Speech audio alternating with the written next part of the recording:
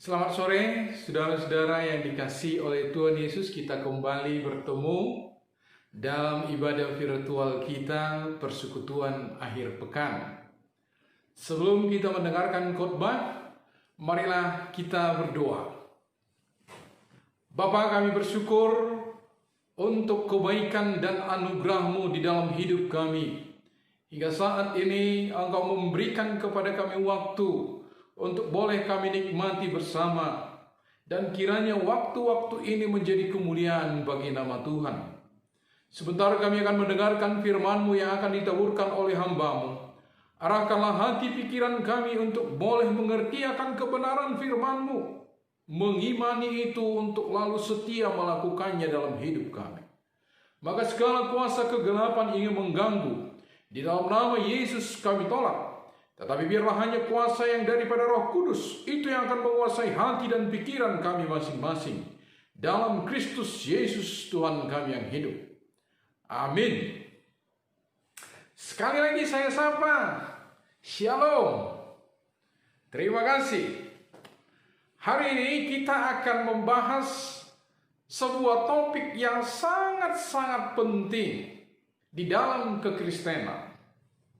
Ada banyak orang yang keliru dan akhirnya salah jalan ketika dia salah mengerti akan topik ini.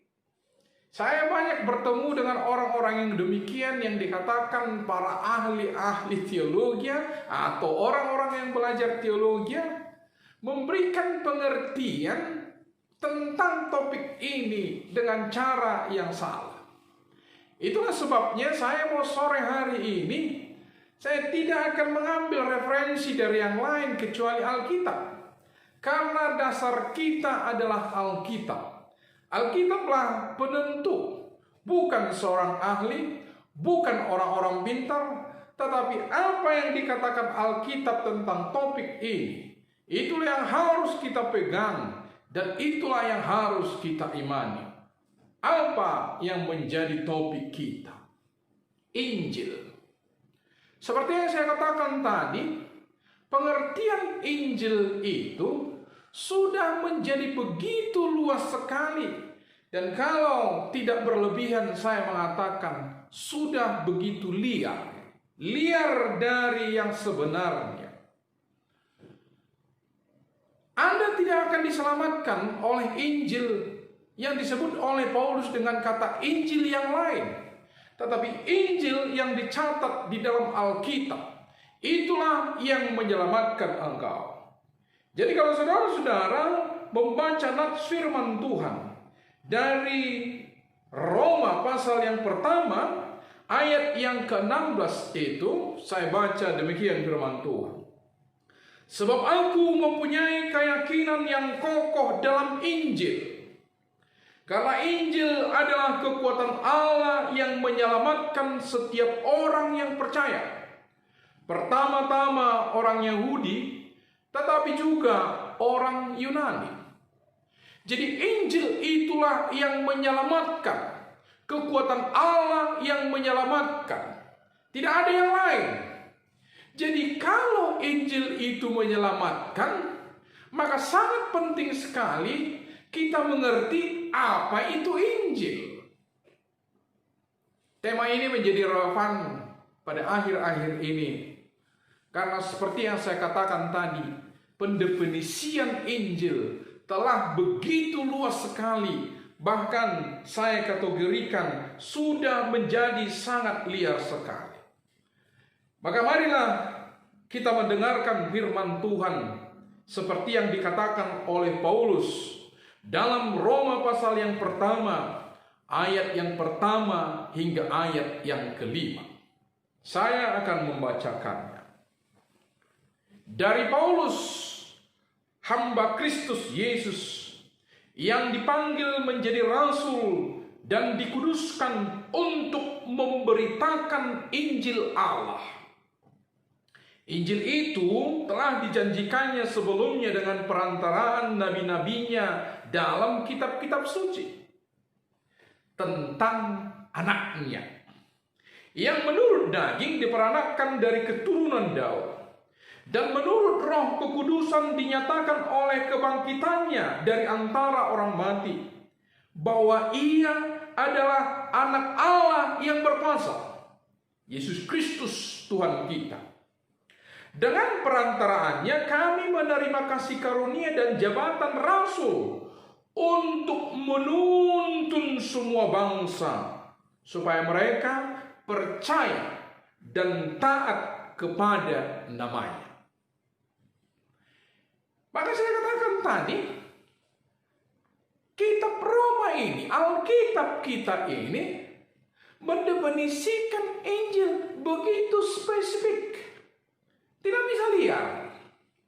Memang Injil, Evangelium, itu artinya adalah kabar baik.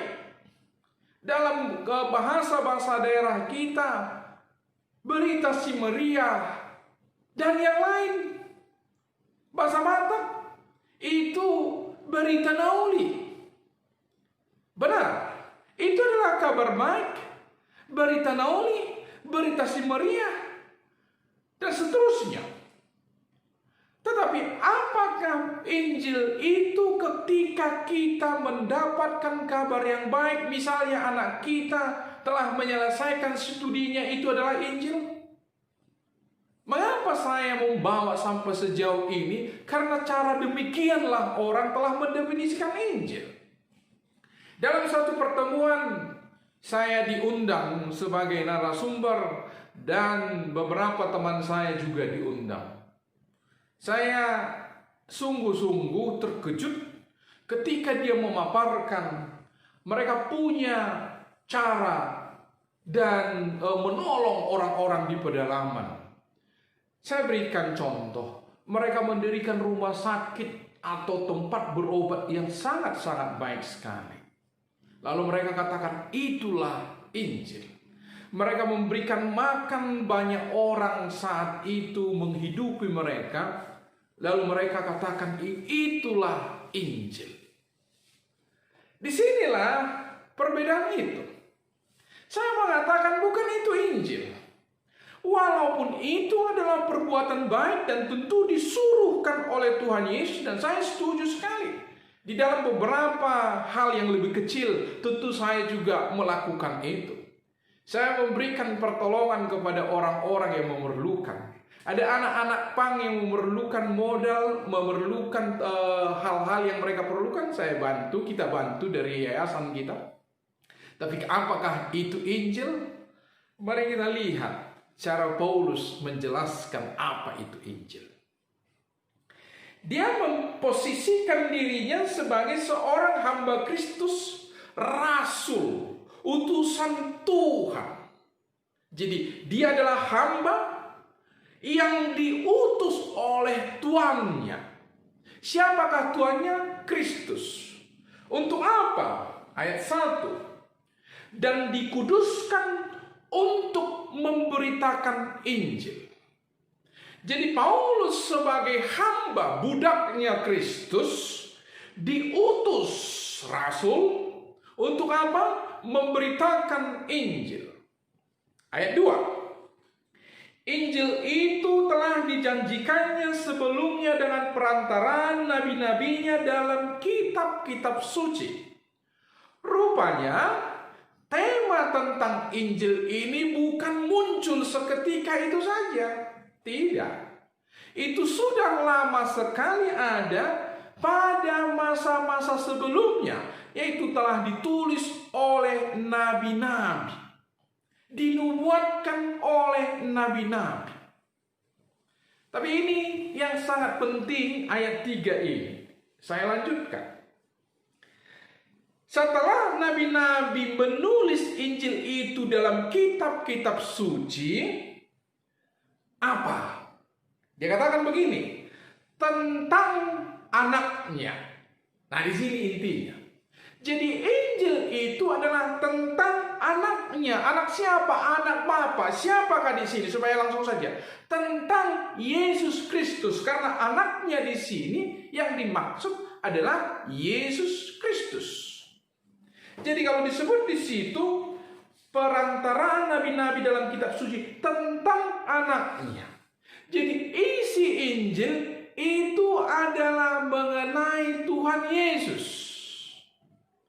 Perilaku-perilaku kita yang diajarkan oleh Tuhan Yesus nanti saya akan masih bicarakan, bukan Injil. Karena semua orang akan bisa melakukan itu. Ya, semua orang. Lalu diteruskan, yang menurut daging diperanakkan dari keturunan Daud. Jadi Injil itu adalah Yesus. Itulah sebabnya Paulus perlu menjelaskan tentang Yesus, atau yang kita sebut dengan kristologi. Pengetahuan kita tentang Yesus, karena Injil adalah tentang Yesus. Maka Paulus mengatakan Yesus itu yang menurut daging diperanakkan menurut keturunan Daud. Jadi dia adalah manusia keturunan Daud. Tetapi apakah sampai di situ saja? Ayat 4. Menurut roh dikuduskan, dinyatakan oleh kebangkitannya dari antara orang mati, bahwa ia adalah anak Allah yang berkuasa. Jadi sekali lagi, Injil itu benar-benar hanya mengenai Yesus. Maka Paulus di dalam ayat 3 dan 4 langsung berbicara tentang kristologi. Karena dia memposisikan diri pemberita Injil, pemberita Yesus. Maka yang perlu diberitakan dalam Injil adalah Yesus. Saya sekali lagi tidaklah sedang menentang bahwa misalnya perbuatan-perbuatan baik kita, melakukan aksi sosial kita, itu adalah sesuatu yang harus dilakukan orang Kristen. Tetapi janganlah hal itu membelokkan arti Injil itu. Injil adalah mengenai Tuhan Yesus Kristus. Siapa dia? Anak Daud yang diperanakkan menurut keturunan Daud, manusia. Dia adalah anak Allah yang berkuasa. Dia sendiri adalah Allah. Inilah berita kita. Inilah yang harus kita kabarkan. Dan seperti yang saya katakan tadi di dalam permulaan itu, Injil itulah yang menyelamatkan karena iman. Nanti ayat 17 masih saya jelaskan itu, ayat 17 pasal yang pertama itu, yang disambut oleh iman. Kalau kita mempersilahkan, memberitakan firman Tuhan, Yesus itu adalah Allah, Yesus itu adalah Tuhan, dan kalau kamu datang percaya kepada Dia, maka kamu diselamatkan. Itulah penginjilan. Perhatikan ayat yang kelima. Dengan perantaraannya kami menerima kasih karunia dan jabatan rasul. Untuk apa? Untuk menuntun semua bangsa supaya mereka percaya dan taat kepada namanya. Nya siapa? Kristus. Jadi penginjilan adalah memberitakan Yesus, yang adalah manusia, yang adalah Allah juga, yang adalah telah berkorban bagi kita di kayu salib untuk menyelesaikan dosa-dosa kita, dan mengajak mereka untuk percaya kepada Yesus. Itulah penginjilan. Sesederhana itu. Kalau kita sudah keluar dari situ, maka jangan-jangan seperti yang dikatakan Paulus, itu adalah Injil yang lain. Dalam kitab Galatia dikatakan ada Injil yang lain. Kalau ada orang yang memberitakan demikian Injil, baik saya sendiri pun, kata Paulus, maupun malaikat-malaikat, tolak. Karena itu bukan Injil.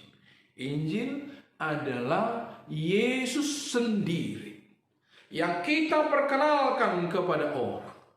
Dan karena itu dia harus menanggapi.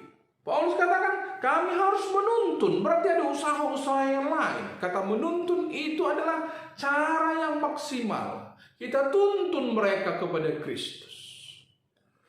Mungkin ada perbedaan di antara para penginjil. Sampai sekarang saya tidak setuju. Ada orang yang menginjili katanya, tetapi memberitakan Injil melalui kitab suci agama lain.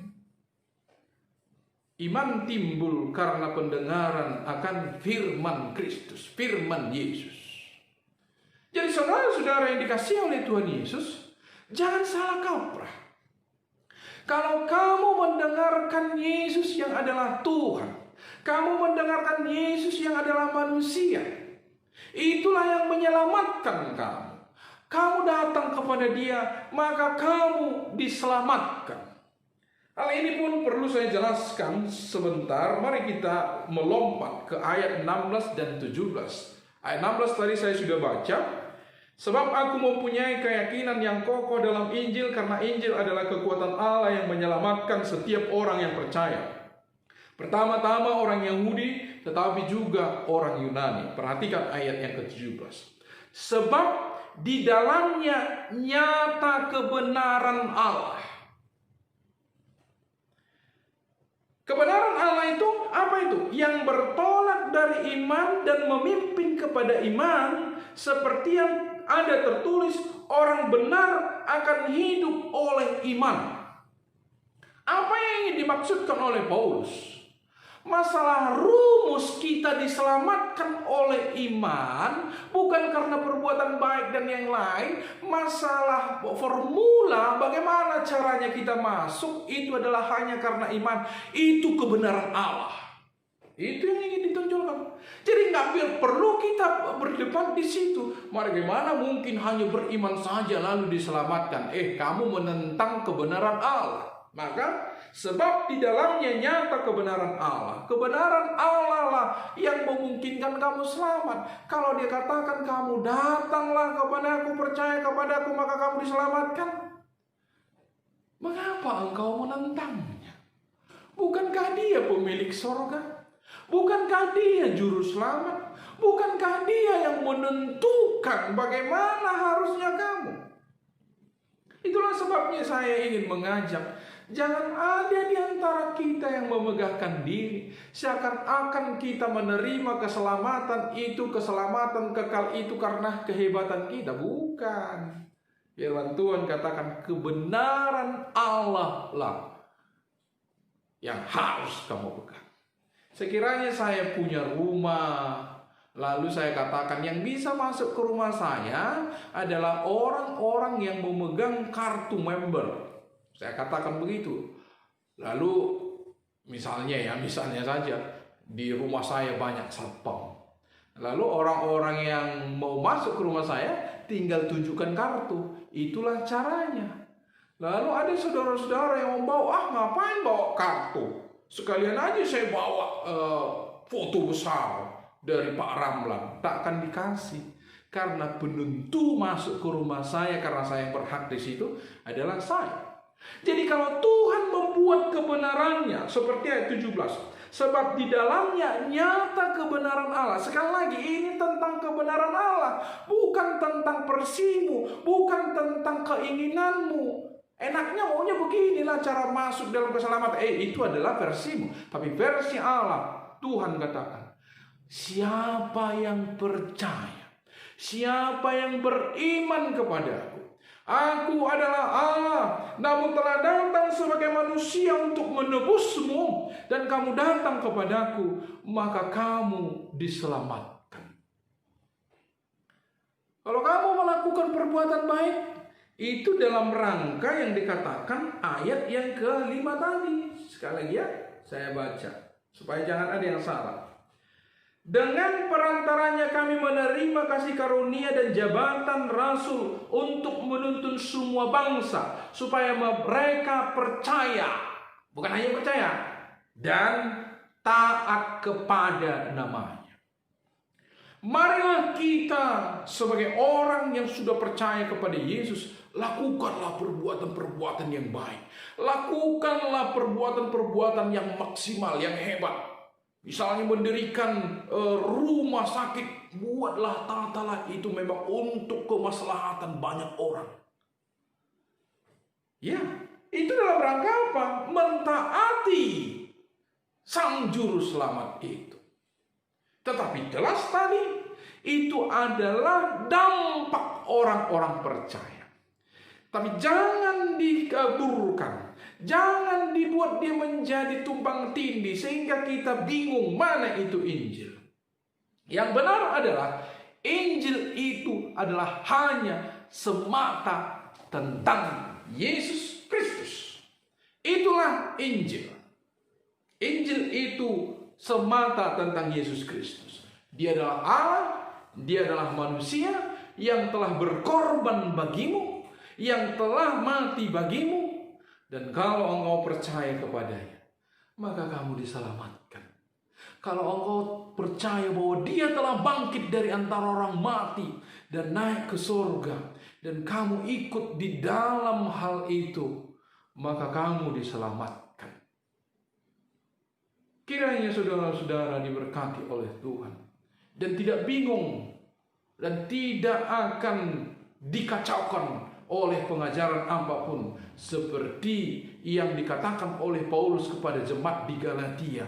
Mereka telah dikacaukan dengan Injil yang lain.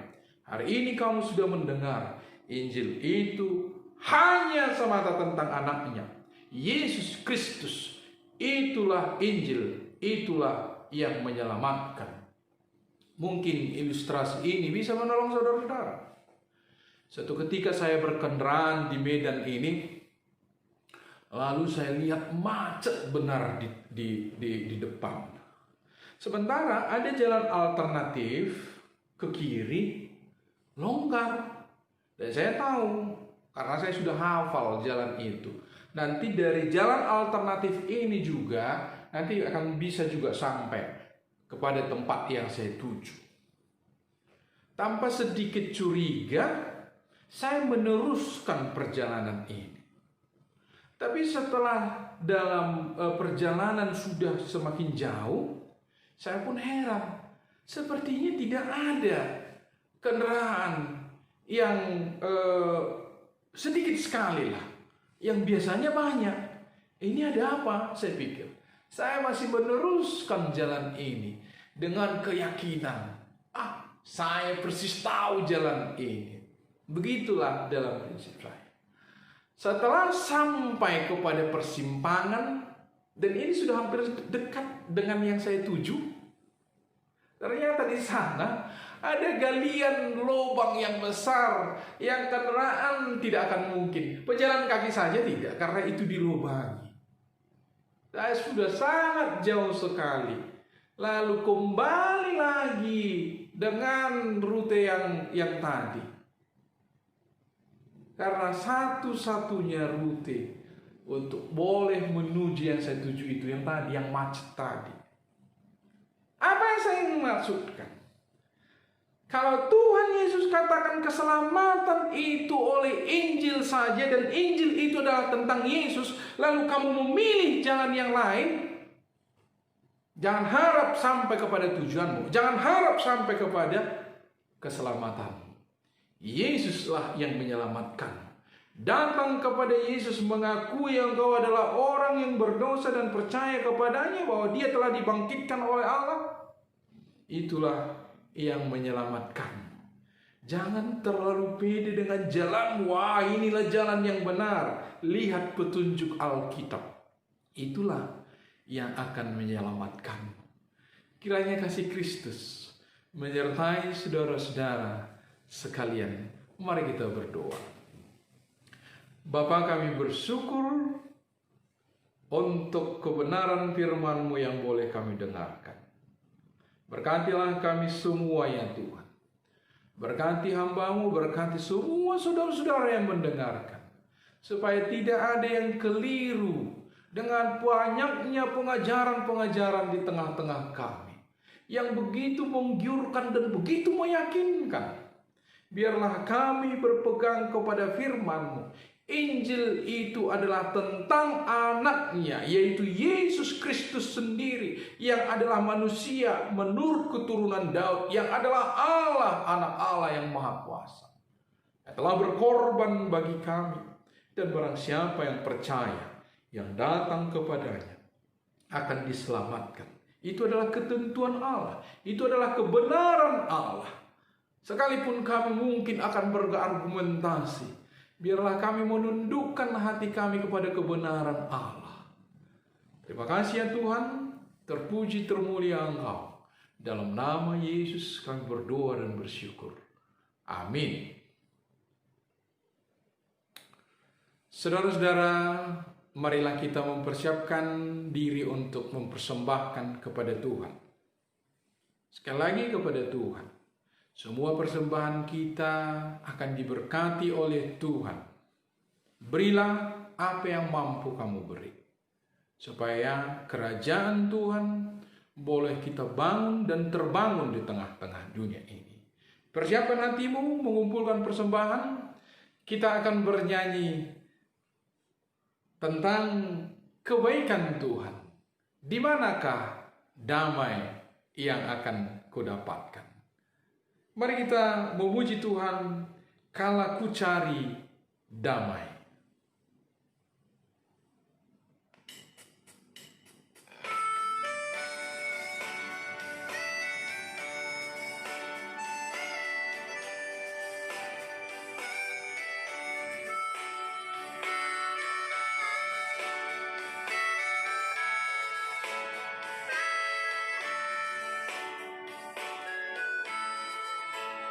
Kala ku cari damai, hanya ku dapat dalam Yesus.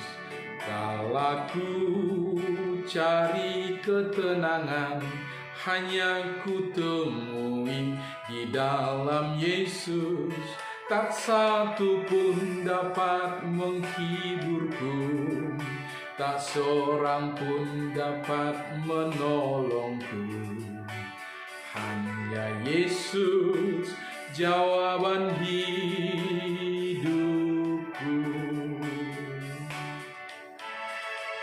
Bersama Dia hatiku damai, walau dalam lembah kekelaman. Bersama Dia hatiku tenang, walau hidup penuh tantangan. Tak satu pun dapat menghiburku, tak seorang pun dapat menolongku. Hanya Yesus jawaban hidupku.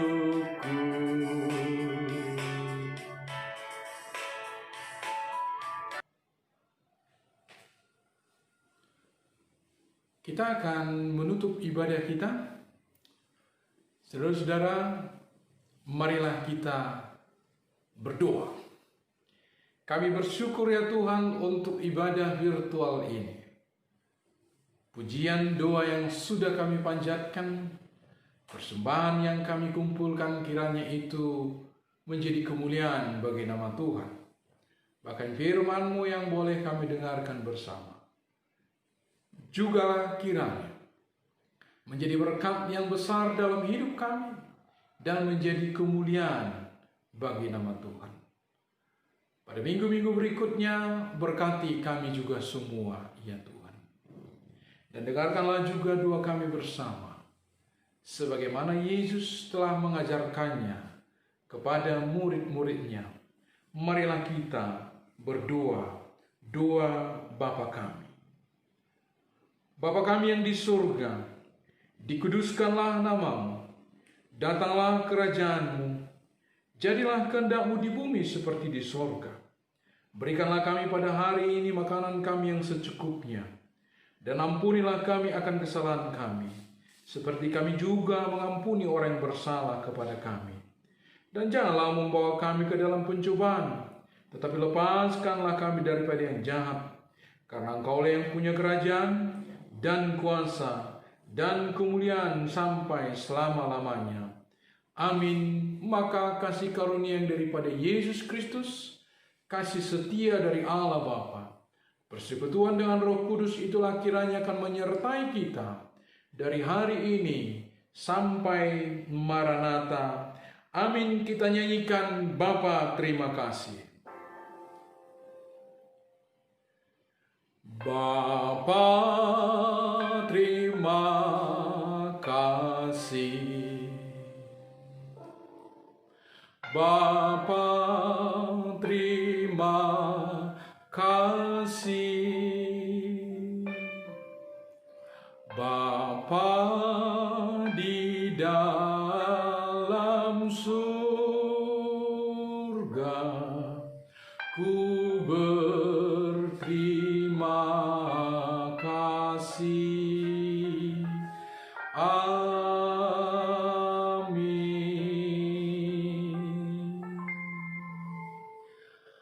Amin. Shalom. Sampai bertemu minggu depan.